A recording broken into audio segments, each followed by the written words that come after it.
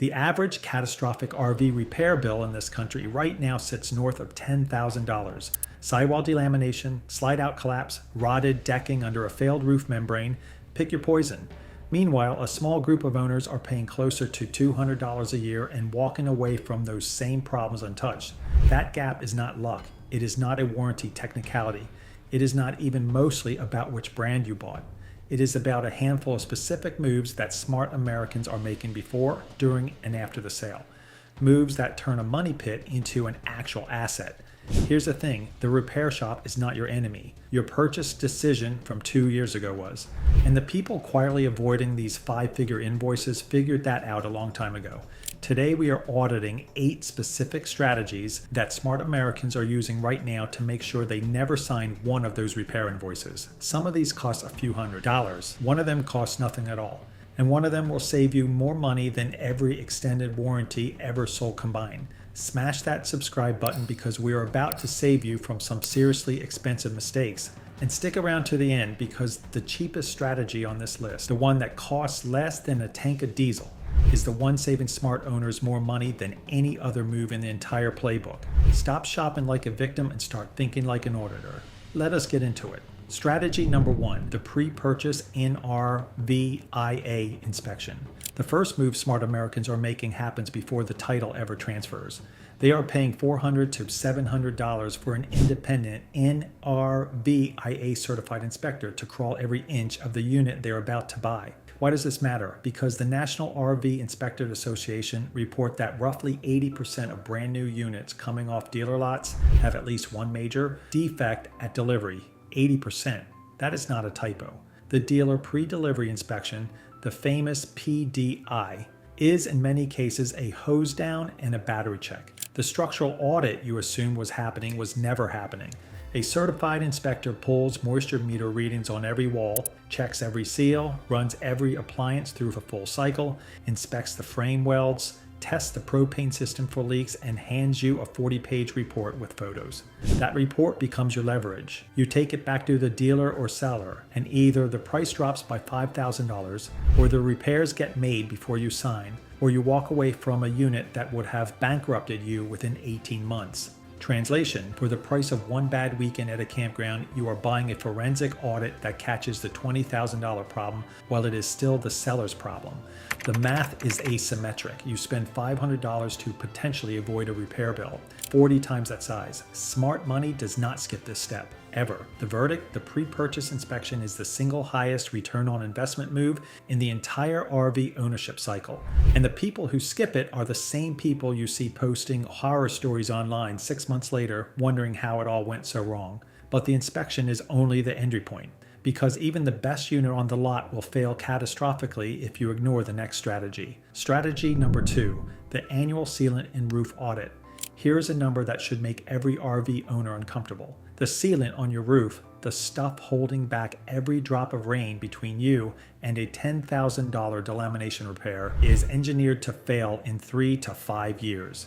Your roof membrane itself is warranted for 10 to 12 years. The sealant that protects it, excluded. That gap is where the money disappears. Water gets under a cracked seal. It travels along the roof decking. It saturates the Lewin backing on your sidewalls. And one day you notice a soft spot near a window, and the estimate comes back at $15,000 to tear the whole side off and rebuild it. Smart owners are running a sealant audit twice a year, spring and fall. They climb up there with a tube of self-leveling decor, a putty knife, and a flashlight. They check every penetration, vents, antennas, skylights, the front and rear caps. Anything that looks cracked, chalky, or lifted gets cut out and recoated. Total cost of materials? Under $200 a year. Total time? About 3 hours. Translation, you are spending $200 a year to prevent the single most expensive repair in the entire RV industry. The math is not even close. One sealant audit cycle costs less than a single hour of shop labor at most dealerships. The verdict? This is the cheapest insurance policy you will ever buy. The owners running this ritual on schedule almost never see delamination. The owners who skip it are funding somebody else's boat payment. And speaking of structural decisions, the next strategy starts before you even own the rig. Strategy number 3, specifying ASDEL and aluminum on the build sheet. This one is for buyers who are still in the shopping phase. The two most important words on any RV build sheet are ASDEL and aluminum. If those words are not on the spec sheet, you are looking at a unit engineered to absorb water and rot from the inside out. Most volume-built RVs use a material called Luan for the wall substrate. Luan is essentially a thin plywood. When water finds it, and water always finds it eventually, Luan swells, delaminates, and turns into pulp. The fiberglass skin starts to bubble. The wall fails. Game over. ASDEL is a composite panel. It does not absorb water, it does not rot, it does not delaminate. A wall built with ASDEL that gets a slow leak will dry out and keep functioning. A wall built with Luan that gets the same leak becomes a $15,000 invoice. Same logic applies to the frame. Wood frame walls flex, twist, and pull fasteners loose over thousands of miles of road vibration. Aluminum frame walls hold their geometry. Combine aluminum framing with an ASDEL substrate and a fiberglass roof, and you have a structure built to outlast its owner. Translation: the volume builders sell you a $100,000 house on a $5,000 foundation, held together by hope and self-tapping screws. The independent builders charge a premium because they are giving you a foundation that actually works. The verdict: refuse to write a check on any unit that does not have ASDEL walls and aluminum framing on the build sheet. The brands that use these materials are not hiding it. They advertise it because they know it matters. And if you are finding this breakdown useful, hit the like button. It really helps the channel cut through the noise. Strategy number 4, 12-volt compressor. Refrigerators over absorption units. The refrigerator in most older and mid-tier RVs is something called an absorption fridge. It runs on propane or shore power, has no moving compressor, and was designed back when the alternative was an icebox. It is also one of the top 3 sources of RV fires in this country, the subject of multiple massive recalls from Norcold and Dometic, and prone to failing in ways that cost $2,000 to $4,000 to fix. The smart money move is specifying a 12-volt compressor refrigerator instead. These are the same kind of compressor units you have in your kitchen at home, scaled down and engineered for mobile use. They run off the house battery system, they cool faster, they work at any angle. They do not require leveling, they do not start fires, and they last 15 to 20 years instead of 7 to 10. The catch used to be power draw, but modern lithium battery setups handle a 12-volt fridge without breaking a sweat. 200 amp hour lithium bank with 200 watts of solar will run a compressor fridge indefinitely. Translation: you are trading a fire-prone, recall-plagued, expensive-to-repair appliance for a quiet, efficient, reliable one that pays for itself the first time the absorption unit would have failed. The verdict: if you are buying new, refuse to accept an absorption fridge in 2026. If you are buying used and the absorption unit is still working, start budgeting now for the conversion. The owners who made this swap 5 years ago are the ones who are not currently shopping for replacement appliances. The next strategy is one of the most counterintuitive moves on this entire list. Strategy number 5, buying 2 to 4 years. Used here is the move that separates the auditors from the victims. Smart Americans are not buying brand new RVs. They are letting somebody else buy new, eat the depreciation, and discover all the lemon defects under warranty.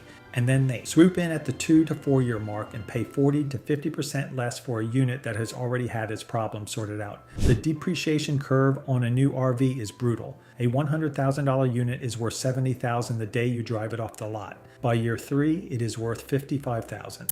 The first owner ate $45,000 in value so that you could buy a structurally identical rig with the kinks worked out. And here's the part nobody talks about. That first owner spent 2 years driving back and forth to the dealer with warranty claims. The slide that would not retract, the fridge that would not cool, the leak above the dinette. By the time the unit hits the used market, those defects have either been fixed under warranty or documented in service records you can demand to see. Translation: you are using somebody else's wallet as your quality control department.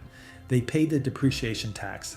They suffered through the warranty cycle. You get the de-risked unit at a deep discount. The verdict: unless you have a specific reason to buy new, the 2 to 4 year used market is where smart money lives. It is the single best leverage point in the entire purchase process. If this is already saving you from a headache, do me a favor and hit that subscribe button so you do not miss what is next. Strategy number 6, going factory direct or independent. Roughly 90% of the towable RV market in this country is controlled by two companies, Thor Industries and Forest River. Both run their plants on what insiders call piece rate pay, a piecework system that pays workers per unit completed rather than per hour worked. The faster you build, the more you make. Quality is not the metric being rewarded. The result is the 80% defect at delivery number we talked about earlier. It is not a bug in the system, it is the system. Smart Americans are voting with their wallets and buying from independent and factory direct builders. Names like Northwood Manufacturing, Lance, Oliver, Casita, Bigfoot, and Escape. These companies build slower, build fewer units, use better materials by default, and in many cases sell directly to the consumer with no dealer markup. Resale data backs this up. An independent built trailer at the 10-year mark retains 30 to 50% more value than a comparable Thor or Forest River unit. That is not a marketing claim. That is the used market voting on quality with real dollars. Translation, you are paying a 15% premium upfront to avoid a 500% penalty in repair bills and depreciation later. The independents are not perfect, but they are operating in a different universe than the volume builders. The verdict? If a brand is not on the independent list, the burden of proof is on them to convince you they have not cut corners. The default assumption with a volume built unit should be that something on it is broken. You are figuring out the next strategy is the cheapest one on the entire list. Strategy number 7, the slide out lubrication and adjustment schedule. A slide out failure will cost you between $3,000 and $10,000 per slide to repair. The mechanism is complex, the parts are expensive, and the labor is brutal because the technician has to disassemble half the interior to reach it. And almost every slide failure is preventable with about 15 minutes of maintenance, twice a year, costing less than $20 in materials. Here is what smart owners are doing. Twice a year, they pull out the slide, clean the rails with a rag, inspect the seals for cracks, lubricate the mechanism with a dry lubricant, never a wet one because wet lube attracts grit, and check the alignment by watching the slide retract. If it racks or hesitates, they adjust it before damage compounds. That is the entire ritual. 15 minutes, $20 in lube, twice a year. Translation, you are spending $40 and 30 minutes a year to prevent a repair bill that could exceed $10,000 per slide. On a unit with 3 slides, that is potentially $30,000 in avoided repairs for the price of a pizza. The verdict? This is the lowest effort, highest return maintenance ritual in the entire RV ownership lifecycle. The owners who do it almost never see slide failures. The owners who do not are funding the slide repair industry single-handedly. One strategy left, and it might be the most important one of all. Strategy number 8, auditing the dealer PDI, or skipping the dealer entirely. The pre-delivery inspection is supposed to be the dealer's quality control checkpoint between the factory and you. In practice, at most volume dealerships, it is a wash, a battery hookup, and a signature. Real defects get pushed to your warranty cycle, where they become your problem to chase. Smart Americans are doing one of two things. Either they are demanding a written line item PDI checklist before delivery and walking through it with the technician. Every appliance tested, every slide cycled, every seal inspected, every system pressurized. Or they are skipping the dealer model entirely and buying private party or factory direct. Private party purchases bypass the dealer markup, which on a new unit can be 20 to 30%. They also let you talk directly to the person who lived with the rig and knows where the problems are. Combined with a pre-purchase NRVIA inspection from strategy number 1, a private party deal is often the single best value in the entire market. For new units, factory direct purchases from independent builders cut out the dealer entirely. You order to spec, you take delivery from the factory, and the people who built your unit are the same people who back the warranty. Translation, the dealer is a middleman whose financial incentives are misaligned with yours. Cutting them out or forcing them to actually do their job in writing is how smart money turns the purchase process from a gamble into an audit. The verdict, never accept a verbal PDI. Never sign delivery paperwork without walking the unit yourself. And whenever possible, route around the dealer entirely. So let us bring this home. 8 strategies. None of them require special tools. None of them require insider connections. All of them are available to any owner willing to think like an auditor instead of a victim. Here's the thing, the RV repair industry is not a lottery and it is not bad luck. It is a filter. It separates the people who did the audits from the people who trusted the marketing brochure. The first group pays $200 a year and keeps their weekends. The second group pays $10,000 a pop and spends their summers in the service bay. 3 takeaways to put in your auditor's notebook before you close this video. Takeaway number 1, never buy any RV, new or used, without an independent NRVIA inspection. The $400 inspection is the cheapest insurance policy in the entire ownership cycle. Takeaway number 2, run the sealant and slide out maintenance rituals on a calendar, spring and fall. $240 in an afternoon of your time prevents the 2 repairs that account for more than half of all 5-figure REV invoices in this country. Takeaway number 3, when you are ready to buy your next unit, write ASDAL aluminum and 12-volt compressor on a piece of paper before you ever set foot on a lot. If a unit does not check all 3 boxes, walk away. The repair shop is not your enemy. Your purchase decision was. Stop shopping like a victim and start thinking like an auditor. Let me know in the comments which strategy on this list surprised you the most. And if you want to make smarter choices, subscribe and hit the bell. I will see you in the next one.